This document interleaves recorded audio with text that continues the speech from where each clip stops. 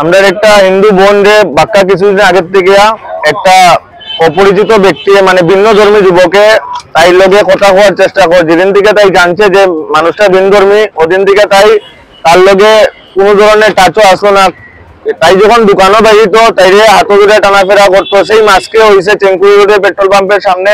তাই যখন ঘর থেকে বেরিয়েছে দোকানের জিনিস নেওয়ার লেগে তাইরে হাতে ধরে টান মারিয়া বাইকে উঠাইতে আসলো ভিন্ন ধর্মী যুবকটায়। তখন গিয়ে পাবলিকে এখানে উত্তেজনার একটা মাহল সৃষ্টি হয়েছে, পাবলিকে তারারে ধরিয়া গাড়ি উড়ি জ্বালাইছে, ছেলেটারে প্রশাসনের হাতে তুলিয়া দিছে।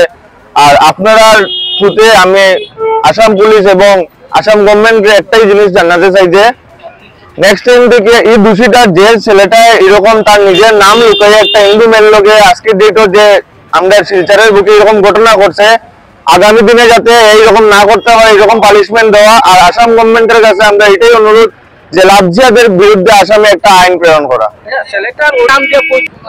প্রথম তো একটা হিন্দু নাম দিয়ে পরিচয় দিছিল, তার বাড়ি হলো কাঁঠাল রোড, আর হের অরিজিনাল নাম মনে হয় শাহিদ হোসেন বড়বুইয়া। বর্তমানে ছেলেটা আমরা যতটুকু শুনতে পারছি সদর থানাতে আছে।